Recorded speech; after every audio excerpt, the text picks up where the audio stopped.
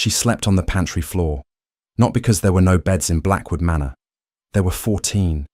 She slept there because no one had told her otherwise. Because she was a maid, and maids did not ask for beds. They asked for nothing. They appeared, they worked, and they disappeared. That was the unspoken contract of her world. But then the Duke saw her, and everything changed. If you love stories of secret identities, forbidden desire, and slow-burn tension that sets the page on fire, subscribe now and leave a comment below. Would you have the courage to look a duke in the eyes and refuse to bow? London, 1814. The season was in full, glittering, merciless bloom.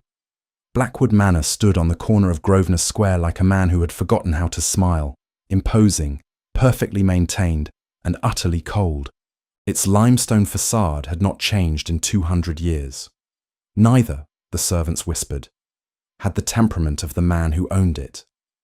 Duke Gideon Blackwood, the 8th of his name, was 32 years old and had not attended a single social function in 3 seasons. He did not dance. He did not court. He did not smile at debutantes or flatter their mothers or pretend to be charmed by the tedious theatre of aristocratic matchmaking. He paid his taxes, managed his estates with frightening efficiency, and largely pretended that the rest of humanity did not exist. And then his mother had arranged his engagement to Lady Cecily Ashworth, and even that small, quiet life he had carved for himself began to crack at the edges. Mabel Frost arrived at Blackwood Manor on a Tuesday in the rain, with nothing but a worn leather satchel, a letter of recommendation from a vicar in Hertfordshire, and absolutely no intention of being invisible. She was 23, brown-haired and sharp-eyed, with the kind of face that people looked at twice, not because it was classically beautiful, though it was not without beauty, but because something in it refused to be dismissed. Her chin had a particular angle to it, a tilt that said, quite clearly, and without apology, "I am here, and I know exactly why." Mrs. Patten, the housekeeper, led her through the servants' entrance and down the long stone corridor that smelled of beeswax and old ambition. She explained the rules with the brisk efficiency of a woman who had explained them 100 times and had no patience for anyone who needed them. Explained twice, no speaking to His Grace unless spoken to, no using the main staircase, no lingering in the library corridor, no eye contact with guests, no opinions, no noise above a whisper, no, an entire architecture of no's that shaped the small, careful life a maid was expected to inhabit. Mabel listened. She nodded at the correct moments. She said yes, Mrs. Patten, and of course, Mrs. Patten, and certainly Mrs. Patten. And she thought, quite privately, that some of these rules were going to be a problem. Her room, if it could be called that, was a closet adjacent to the pantry. It had a cot, a nail on the wall for her coat, and a single small window that looked directly at a brick wall. The previous maid, she was told, had been perfectly content here for 6 years. Mabel sat on the edge of the cot, looked at the brick wall, and felt something tighten in her chest that was not quite grief and not quite anger, but lived in the same neighbourhood as both. She had not come to Blackwood Manor because she had no other options. She had come because she had chosen to come. Because what she needed was here, hidden somewhere in that vast and silent house, and she intended to find it. But that is a secret that will unfold in its own time.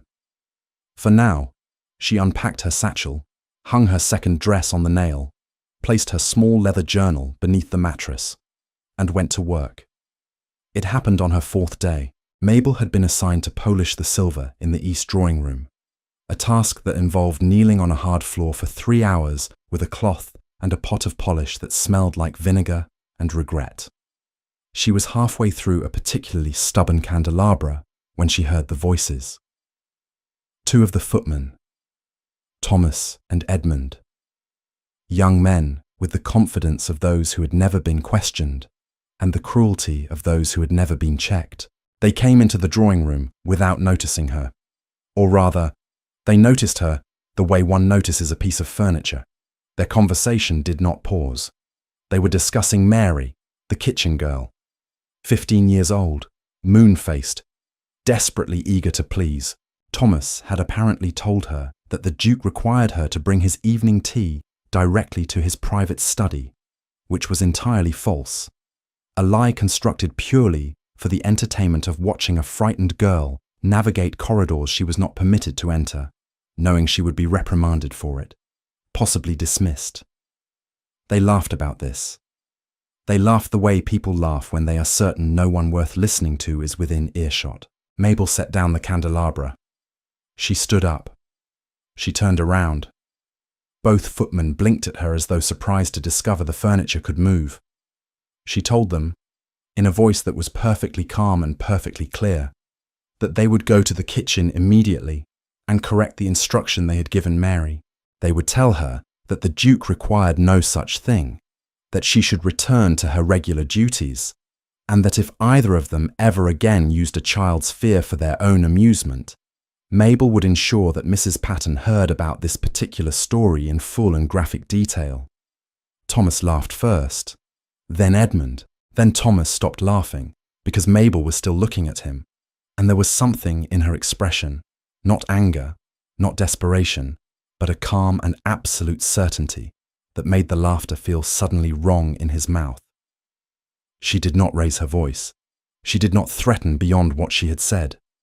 She simply waited, with the patience of someone who has decided how this ends, and is merely allowing the other party time to arrive at the same conclusion.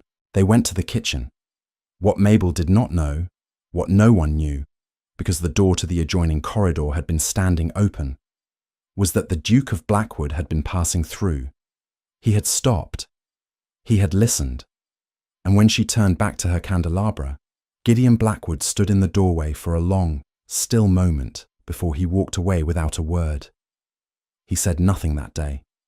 He said nothing the next day. But he noticed her. And in Blackwood Manor, being noticed by the Duke was the beginning of everything.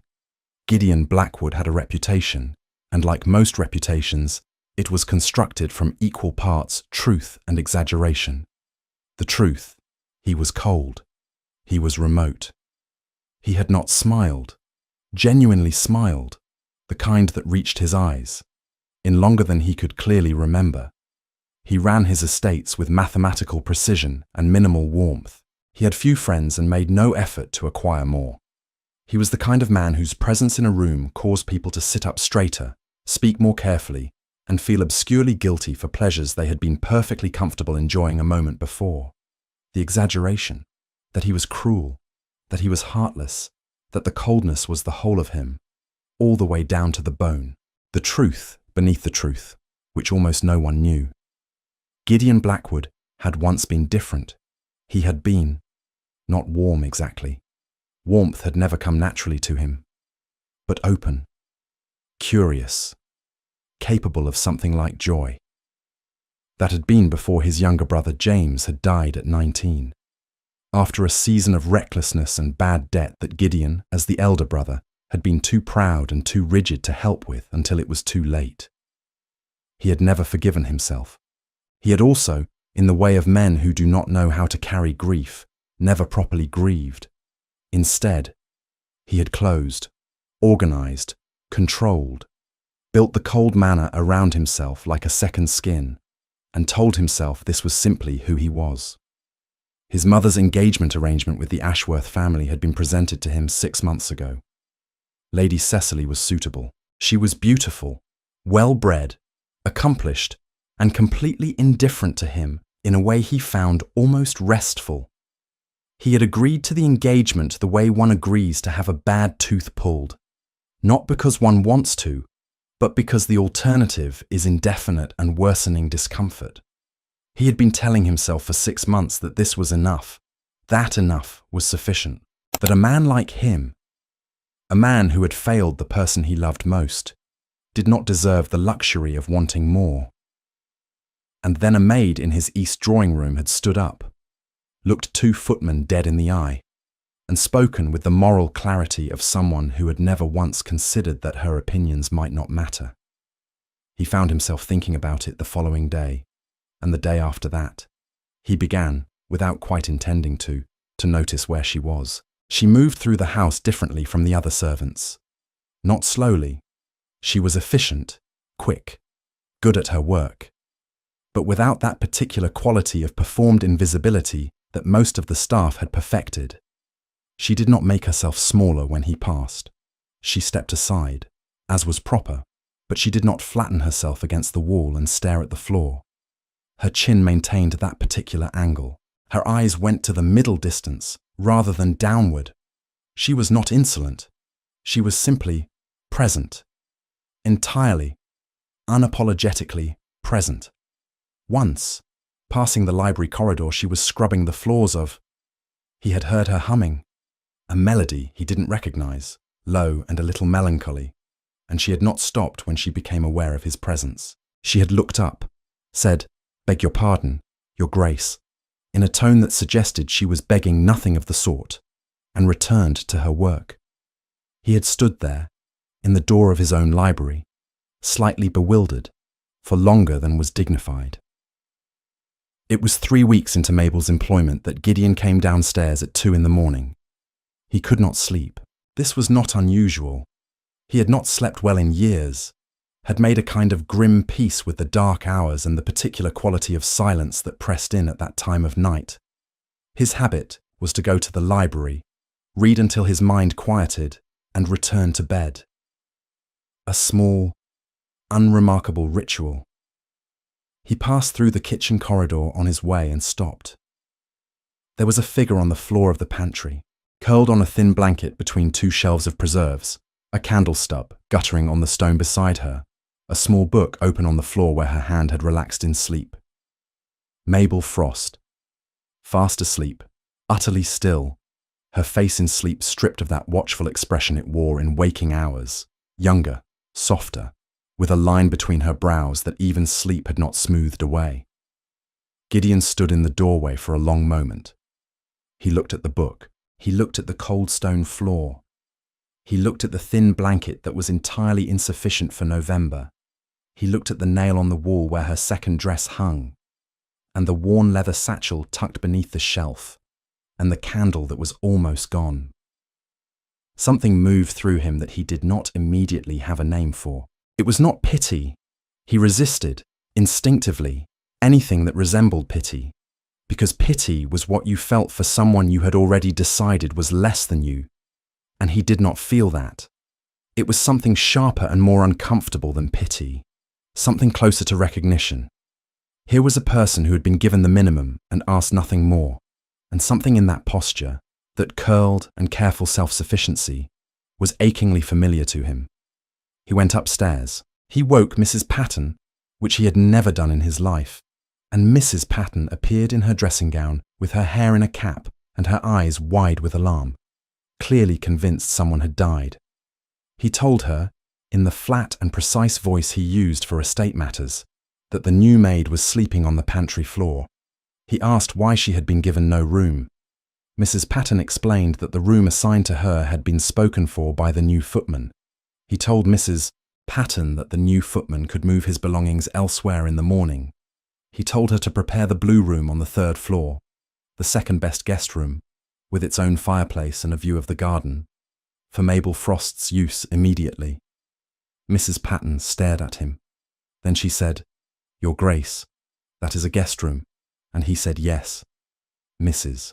Patten, "I am aware of that," and she said, "But she is a maid," and he said, "She is a person," and that was the end of that conversation. He did not stay to watch Mabel be moved. He returned to the library and sat in the dark for a while, which was not reading, which was not his habit, but which felt necessary in a way he did not entirely understand. In the morning, Mabel was told about the room. She was taken to it. She stood in the doorway of the blue room, with its 4-poster bed and its blue silk curtains and its fireplace and its window full of winter garden. And she was silent for long enough that Mrs. Patten grew uncomfortable. Then Mabel said, "Who arranged this?" Mrs. Patten said, "His Grace." Mabel said nothing else, but she pressed one hand, very briefly, against the doorframe, as though steadying herself, and her expression did something complicated that she did not allow to fully form. She thanked Mrs. Patton. She went in. She sat on the edge of the four-poster bed and looked at the window for a long time. He found her in the library 2 days later, not dusting, not cleaning, reading. She was standing at the shelves, head tilted to read the spines, one hand trailing along the leather bindings, and she was reading the first page of a book she had pulled from the shelf, standing there with the easy attention of someone who has spent a great deal of time with books. When she heard him, she closed the book and turned, and to her credit, or perhaps it was simply her nature, she did not appear particularly alarmed. A little wary, perhaps, alert the way a person is alert when they are caught at something they cannot entirely explain. He asked her what she was reading. He did not ask it in the tone of a man who intends to reprimand. He asked it, actually, with a kind of neutral curiosity that surprised him as he was asking it. She showed him the spine. Marcus Aurelius. Meditations. He was quiet for a moment. Then he told her that was not typical reading for a maid, and she looked at him with that particular directness of hers and said, "No, Your Grace, it is not," and waited. He asked if she had read it before. She said she had read it 3 times. He asked what she made of it. She said she found it comforting that even an emperor spent a great deal of time arguing with himself about whether he was doing things correctly. There was something leveling about that. She said this precisely, without apology, and then seemed to notice that she had said rather a lot and pressed her lips together. He said she was welcome to borrow books from the library. She said that was very kind. He said it was not kindness, it was a practical arrangement, as the books were doing no one any good simply being ornamental. She looked at him for a moment, really looked at him, the way people rarely did, because people usually looked at the title and the fine clothes and the expression and stopped there. And then she said, "Thank you, Your Grace." And she said it as though she meant it specifically and entirely, not as formula. He left the library. He stood in the corridor outside it for a moment, feeling something he could not immediately classify. Then he went about his day. The conversations became a habit. He would not have described them as such. He would have said he occasionally encountered the maid in the library, which was simply the consequence of their both using the same room at different hours. But the truth was that he began to time his visits, and the truth beneath that truth was that the conversations were the only time in his day when he felt, briefly and unexpectedly, like a person rather than a function. She argued with him about Voltaire. She told him his opinion of Rousseau was lazy and fashionable and entirely unexamined. She asked him once, out of nowhere, whether he actually enjoyed managing his estates or whether he did it because it was the only thing that felt within his control. And he was so startled by the question that he answered it honestly before he had thought to deflect. He said, "Both." She nodded, as though this confirmed something she had suspected. It was infuriating. It was the most interesting he had felt in years. Lady Cecily Ashworth came to Blackwood Manor in the 2nd week of November, attended by her mother, 2 maids, and a quantity of luggage that suggested she intended to conquer rather than visit. She was, objectively speaking, extraordinarily beautiful, pale and fine-featured, with golden hair that caught the light, and a smile that she deployed with the precision of someone who understood exactly what it was worth. She was also, Mabel observed from her correct distance, quite intelligent, more intelligent than she generally allowed people to see, which Mabel recognized because she had spent a good portion of her own life making the same calculation. Cecily was pleasant to the staff in the way that people are pleasant when they are being watched and efficient when they are not. She moved through the manor with proprietary ease, assessing its contents with the eye of someone making an inventory. She asked Gideon intelligent questions about the estate finances and nodded at his answers with thoughtful attention. She was, by any reasonable measure, an excellent choice for a duchess. She was also, Mabel noticed, studying Gideon with the same quality of careful assessment she applied to everything else. Not with longing, not with warmth, with evaluation. Gideon was formally correct with her. Attentive, polite, present in all the ways that could be observed, and absent in all the ways that couldn't. Mabel, serving at dinner on the second evening of the visit, watched his face across the table and thought, he is performing this. She had seen him not performing. In the library, in that too brief corridor of unguarded conversation. And this was different. This was the face he wore when he had decided not to be anywhere at all. She told herself this was not her business. She was a maid. She had a reason for being here that had nothing to do with the Duke's emotional interior, and she would do well to remember it. She was not particularly successful at remembering it. On the third evening, Cecily came to the kitchen corridor, which was unusual enough to make every servant in the vicinity freeze, and asked to speak with the maid who had been assigned to her rooms. This was Mabel. Mabel followed her to the small sitting room adjoining the main guest suite, and Cecily closed the door, and then something happened that Mabel had not expected. Cecily sat down, looked at Mabel for a long moment with those evaluating eyes, and said, "I need you to tell me the truth about something." Mabel said she would try. Cecily said, "Is he unhappy? Not in the polite way. Truly unhappy. Does he seem to you like a man who is grieving something?" Mabel looked at her carefully. There was no trap she could immediately detect. There was something else in Cecily's face, something that looked, unexpectedly, like concern. Mabel said, very carefully, that she thought the Duke was a man who had been carrying something heavy for a long time and had forgotten that he didn't have to carry it alone. Cecily was quiet for a moment. Then she said, "I thought as much." And she thanked Mabel and dismissed her. Mabel walked back down the corridor with the distinct and disorienting feeling that Lady Cecily Ashworth was considerably more complicated than she had initially appeared. The journal beneath Mabel's mattress contained, among other things, a letter. It was old, nearly 20 years old, its paper soft with handling, its ink faded to brown at the edges. It was addressed to a woman named Eliza Frost, and had been written by a solicitor named Hartwell in the City of London.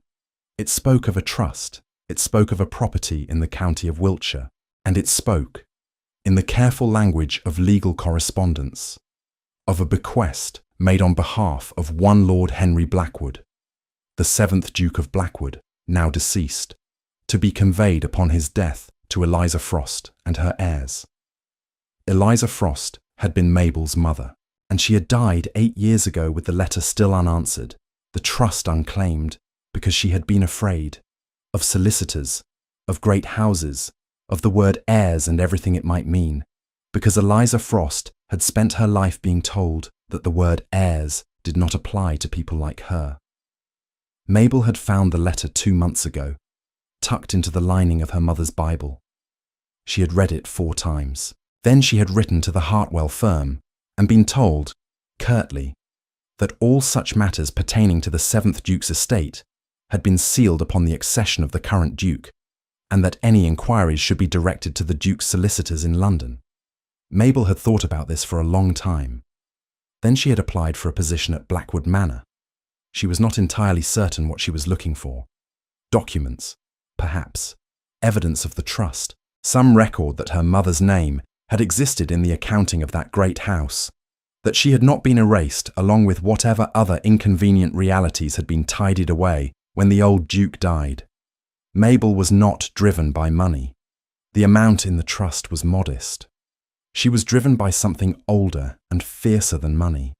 She wanted proof that her mother had been real to someone, that she had been known. She had been searching the house with careful patience, in stolen moments, in the half hours when corridors were empty. She had found nothing yet that was useful.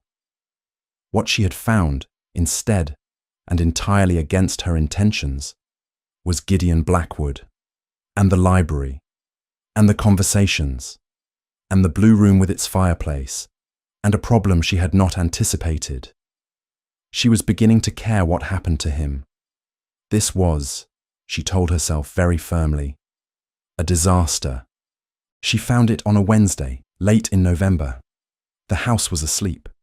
Mabel had waited until the last lamp was extinguished in the servants' corridor, until the footman had completed his final round, until the silence settled into the deep and trustworthy kind. Then she had taken her candle and gone to the east wing, to the study that had belonged to the 7th Duke, and now served as a kind of secondary archive, a room full of ledgers and correspondence, and the accumulated paper record of a family's power and money. She found the file in the 3rd cabinet, 3rd drawer.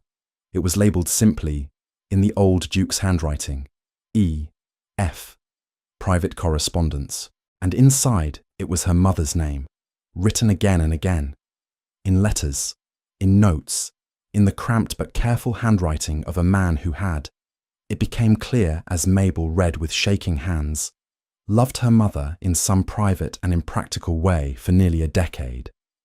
There was also the trust document itself, properly signed and witnessed, entirely legal and entirely hidden. She was sitting on the floor of the study, the documents spread around her, when the door opened. Gideon Blackwood stood in the doorway. He was in his dressing gown, his hair disordered, a lamp in his hand. He had clearly heard something, a sound she had not realized she'd made, some rustle or movement in the deep quiet, and had come to investigate. They looked at each other. She looked at the documents spread around her. He looked at the documents. Then he looked at her face, which was not doing what she wanted it to do, which was to be composed and strategic. Her face, apparently, had decided that tonight was not a night for composure. He came in.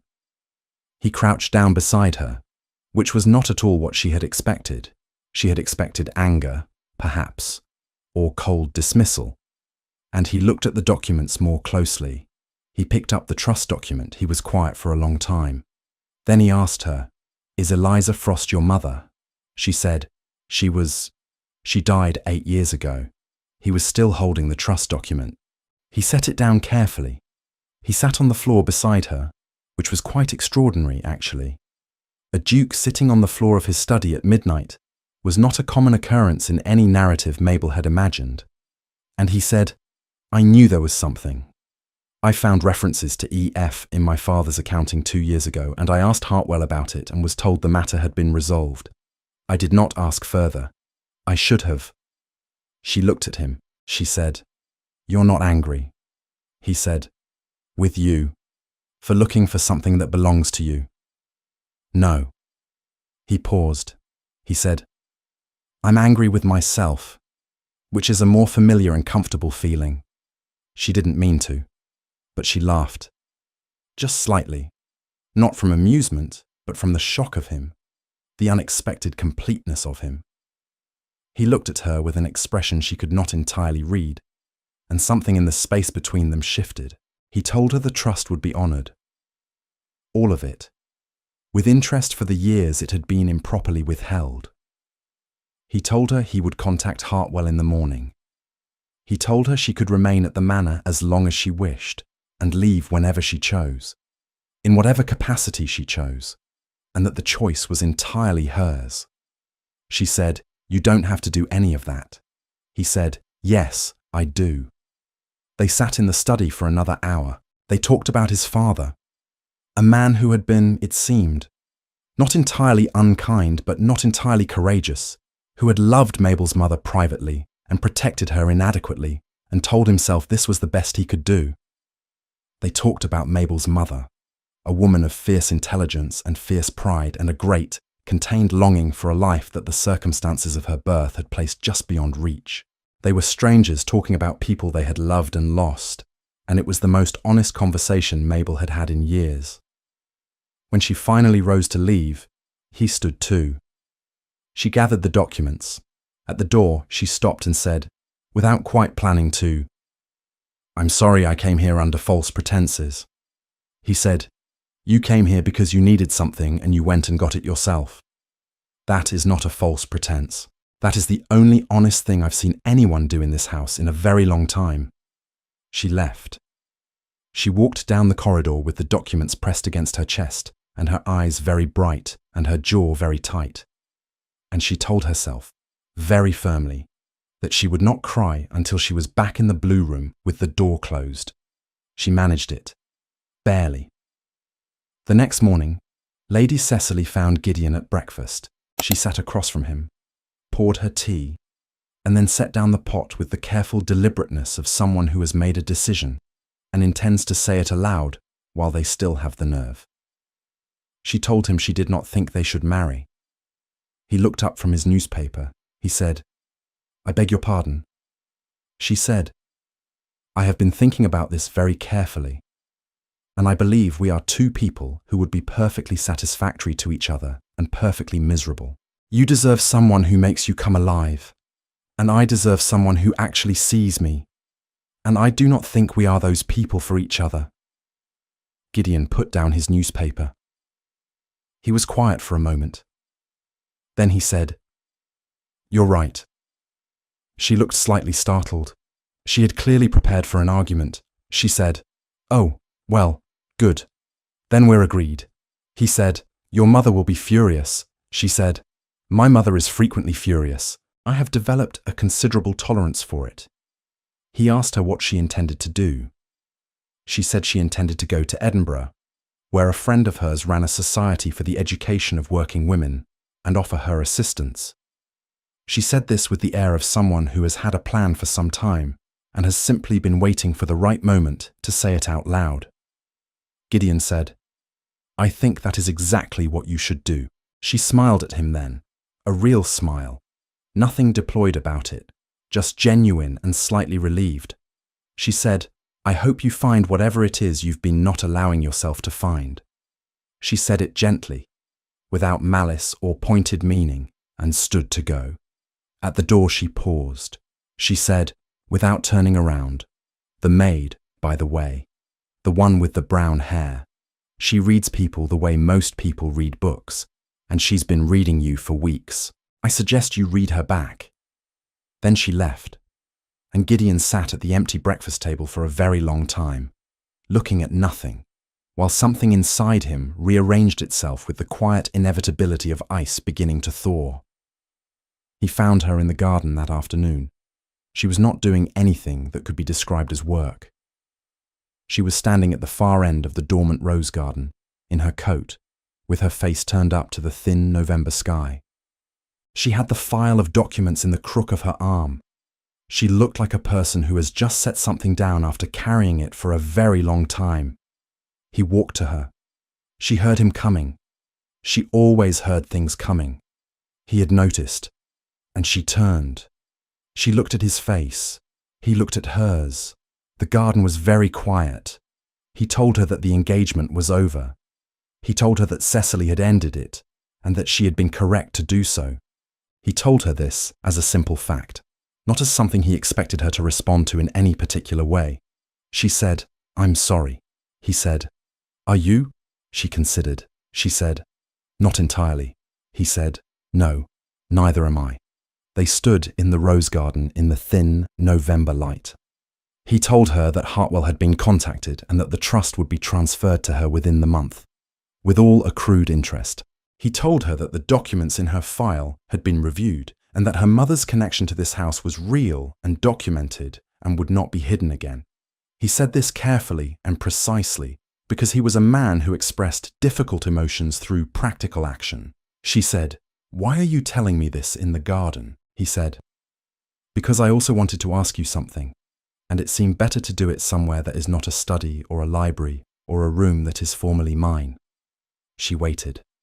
He said, with the particular difficulty of a man who has not asked for anything in a very long time, "I would very much like you to stay, not as a maid, as—" He paused.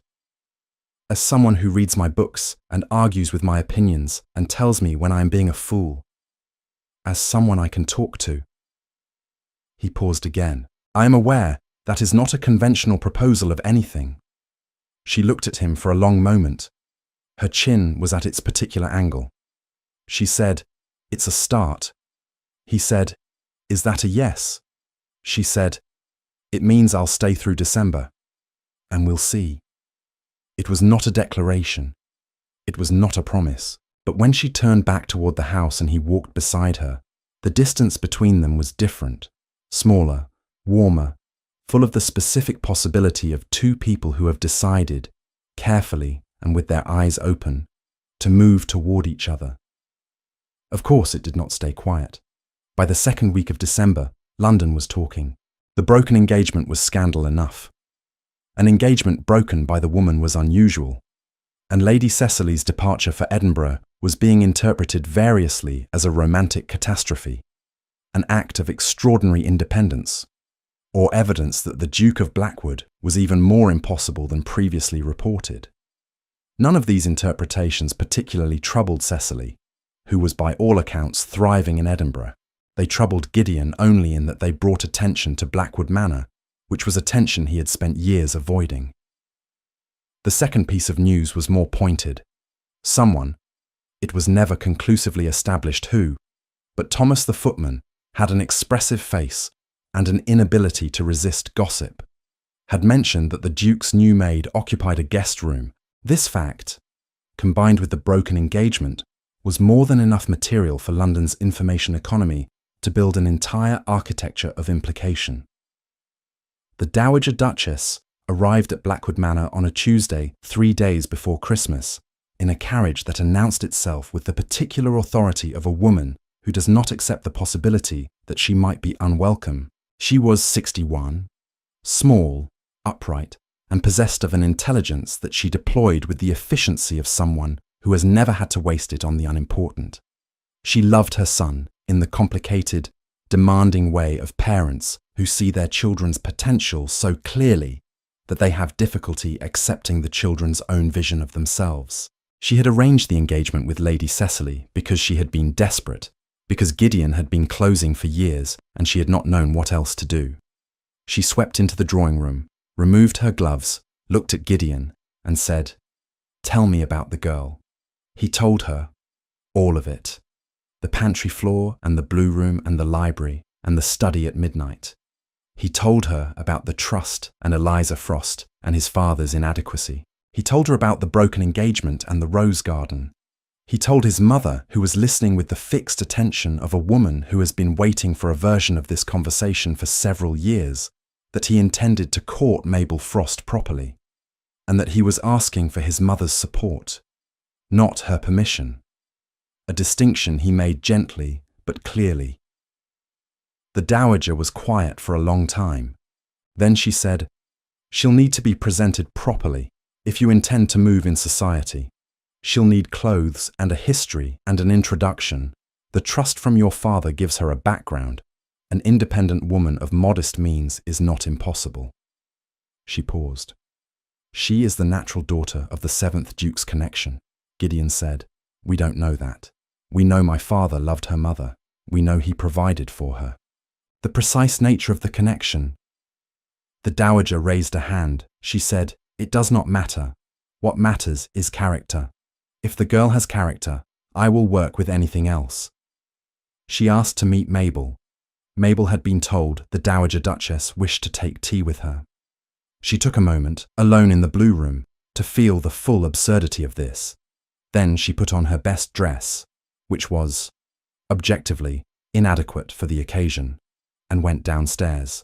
The Dowager Duchess was sitting in the main drawing room with a posture that suggested she had never in her life experienced anything as undignified as being reclined.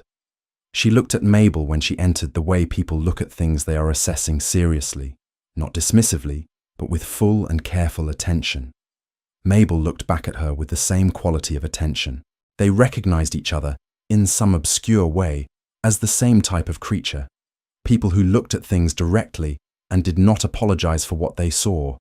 The Dowager said, "Sit down, Miss Frost." She said it without the particular intonation that made commands feel like demotion. Mabel sat. The tea was poured. The Dowager asked her questions, not the soft questions of social navigation, questions that had edges, that went somewhere. She asked Mabel what she had read. She asked her what she thought of the current Parliament. She asked her what she would do with the trust money and whether she had considered her future. She asked her with the directness of someone who has decided that conversational niceties are a luxury for people with more time. "What do you feel for my son?" Mabel was quiet for a moment. Then she said, "I think he is a man who has been punishing himself for something he did not entirely deserve to be punished for, and has built a very effective prison out of duty and control. And I think he is beginning to realize that the door has been open for some time." She paused. "And I think I would very much like to be in the world he is in, however that looks." The dowager looked at her. She said, "That is an honest answer." Mabel said, "I find they're usually more useful." Something moved across the dowager's face that might, in a woman with a less disciplined relationship to her expressions, have been a smile. She said, "I will introduce you at the Harrington Ball in January. You will need clothes. I will arrange them. You will not argue with me about the clothes." Mabel said, "I will try." The dowager said, "You will succeed." Then she poured more tea, and they spent the next hour discussing the current political situation, the deficiencies of Rousseau, and the particular challenges of living in a world built by other people's decisions. It was the most unusual afternoon Mabel had spent in the manor, which was, given recent events, quite a high bar. Something thawed in the house. It happened gradually, imperceptibly at first, and then with the sudden decisiveness of weather changing. Gideon appeared at dinner more reliably. He asked questions of his staff, not the inspecting questions of an employer, but the small inquiries of someone who has recently remembered that the people in his house are people. He had a holly wreath placed on the front door, which had not happened in several years. He ordered extra coal for the servants' quarters and an additional ration of Christmas ale. On Christmas Eve, he found Mabel in the library again. She was reading by firelight, and she had moved her chair to the hearth because the evening was cold, and she looked entirely at ease in a way that she would not have looked 2 months ago, as though the room had decided it belonged to her as much as anyone. He sat in the chair across from her. For a while they read in companionable silence. The fire was very warm. He said, without looking up from his book, "I am not a naturally easy person." She said, "I know." He said, "I am likely to manage things that should not be managed, and to use practicality as a distance mechanism, and to take too long to say what I mean." She said, "I know that too." He said, "I want you to know that I am aware of this, and I intend to work on it." She looked at him over her book. She said, "I appreciate the warning. I should tell you in return that I am likely to be direct to the point of rudeness, and to form opinions faster than is perhaps prudent, and to argue with you about things that are, on reflection, not worth arguing about." He said, "You have never argued with me about anything that was not worth arguing about." She was quiet for a moment. Then she set her book down and looked at him with an expression that had no armor in it at all. Just her, clear and direct and a little vulnerable, which was not an expression he had seen on her before. She said, "Gideon." It was the first time she had used his name. Not "Your Grace," not "Sir," not the careful professional distance she had maintained even as everything else between them shifted. Just his name. In the firelight, in the library. He set his book down too. He reached across the space between the chairs and took her hand. She let him. They sat like that for a long time, in the warmth and the quiet, and it was not a grand gesture or a dramatic declaration. It was something smaller and more real than either of those things. It was two people deciding, very deliberately, to stop being alone. The letter from Hartwell arrived on the 28th of December. It was addressed to Gideon and arrived on the morning post along with a quantity of estate correspondence. And he would have sorted it without significance, except that he recognized Hartwell's particular seal and opened it first. He read it at his desk. He read it twice. He sat very still for a moment. Then he called for Mabel.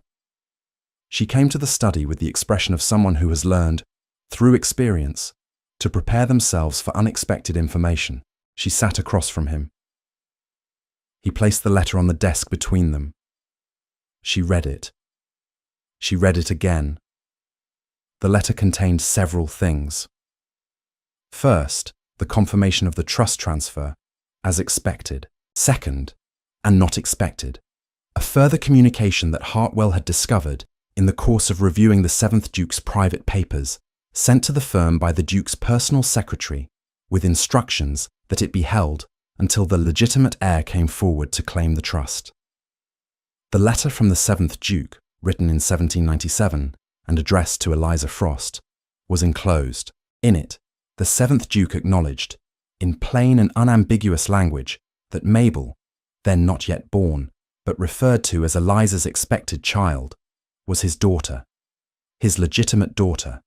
He had, it emerged, contracted a private marriage with Eliza Frost in Scotland in 1795, before his formal marriage to the Duchess, a marriage that had not been dissolved, that had been hidden, that had been the secret he had carried to his grave, which meant his marriage to the Duchess, Gideon's mother, had been bigamous, which meant the 7th Duke's legitimate heir was not Gideon, it was Mabel.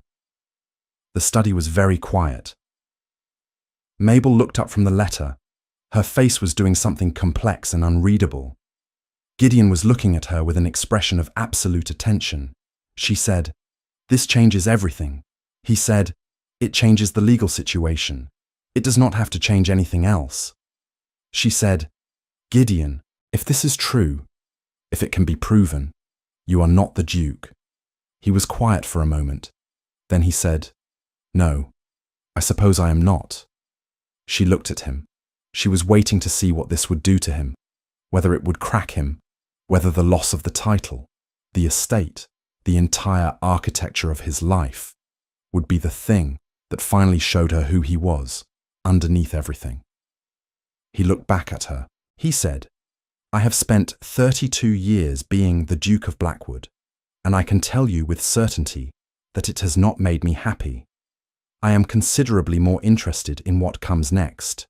She said, "What comes next is a legal battle that will take years and create a scandal that will make the broken engagement look like a Tea Party disagreement." He said, "Yes." She said, "You understand that I am not going to claim the title."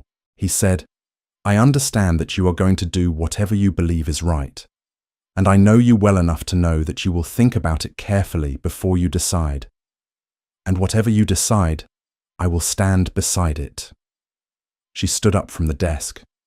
She walked to the window. She stood there for a long time, looking at the winter garden. Then she said, "I didn't come here for a title. I came here for proof that my mother was real, that she mattered to someone." She paused, "And I have that now. I have more than that." She turned from the window. She said, "What I want to do is this. I want to formally acknowledge the Scottish marriage, so that my mother's history is recorded and cannot be erased again. And then I want to execute a deed of renunciation, sign the title away, give it back." He said, "Give it back to whom?" She said, "To the only person I know who might actually be worth giving it to." He looked at her for a long moment. He said, very quietly, "Mabel," she said, "you told me you manage the estates because it's the only thing you can control. I think that's true. But I also think you care about the tenants and the land and the people more than you let yourself admit. I've watched you for 2 months. You are not the cold man you have convinced yourself you are." She paused, "And I would very much rather give a dukedom to a man I trust than spend the rest of my life being addressed as Your Grace while my mother remains a secret." He came around the desk. He stood in front of her, which meant they were closer than they had been since the rose garden. And he looked at her with the particular expression she had seen only in the library and the study at midnight. Gideon without the performance, without the title, just the person. He said, "If you do this, I want you to understand what I am asking in return." He paused. "I am asking you to stay. Not in the blue room. Not as a maid or a connection or a ward or a complication. I am asking you to stay as..." He took a breath, which was difficult for him. She could see it cost him something, as someone I intend to build a life with. Whatever that life looks like when the legal storm clears. She said, "You are aware that is a proposal." He said, "Yes, I am aware that it is an extremely poorly executed one." She said, "It's the most honest proposal I've ever received. Granted, it's the only one, but still." He said, "Is that a yes?" She said, "It is absolutely a yes." The legal matter took, in the end, 14 months and 2 solicitors, and a great deal of correspondence with a Scottish Records Office that turned out to have impeccable paperwork for a 1795 marriage between one Henry Blackwood and one Eliza Margaret Frost, both parties signing with witnesses whose names could be confirmed.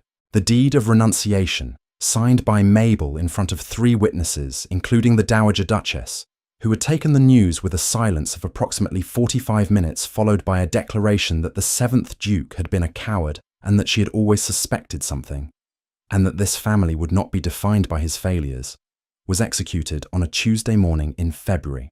Gideon Blackwood was reinstated as the 8th Duke of Blackwood on the grounds that the renunciation was freely given, legally valid, and not coerced, a point that several people questioned until they met Mabel, after which the questions stopped. The wedding was small, because Gideon preferred small and Mabel had no patience for theatre. The Dowager Duchess wore an extraordinary hat and cried precisely once, in private, when she thought no one was watching. Lady Cecily wrote from Edinburgh to send her congratulations and to mention that her education society had enrolled 40 women in its first term, and she enclosed a separate note for Mabel that said simply, "I told him to read you back. I'm glad he listened." Thomas the footman had been let go in January, not for the gossip. Gideon was equitable enough to admit that the gossip had started something worth starting, but for the incident with Mary, which Mabel had finally reported in full, and which Mrs. Patten had received with the grim satisfaction of someone who had suspected something for months.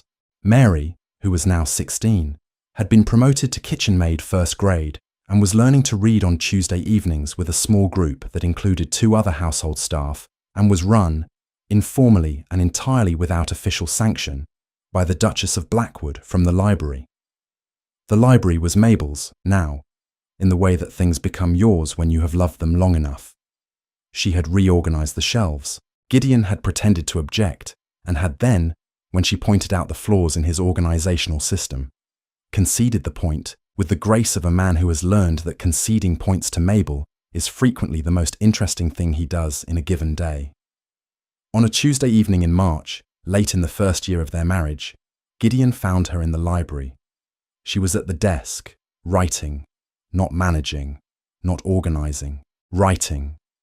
Her journal, or something that was becoming more than a journal, full of the particular quality of attention she brought to everything. Precise, clear, warm.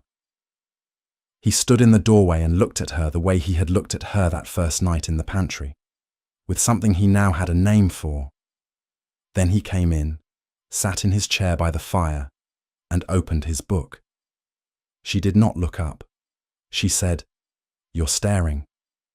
He said, "I'm reading." She said, "You're staring at the fire and thinking about something and doing that thing with your jaw when you're trying to decide whether to say a thing." He was quiet for a moment. Then he said, "I was thinking that it is very strange how one's life can turn on something as small as a person on a floor."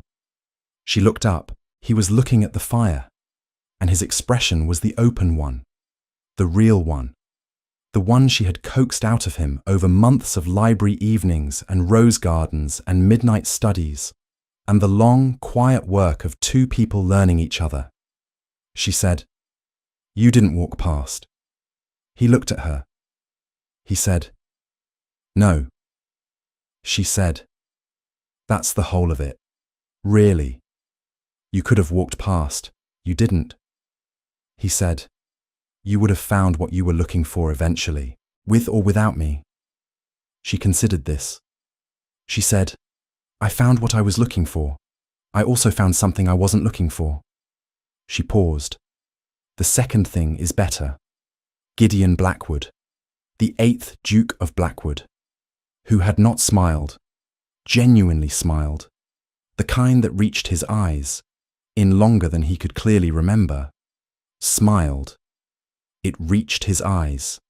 It changed his entire face. Mabel watched it happen. She thought, there it is.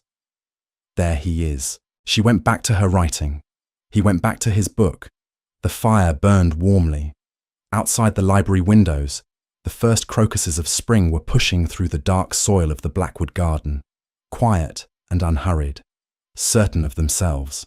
Some things, once started, cannot be stopped, and some things, once found, cannot be lost.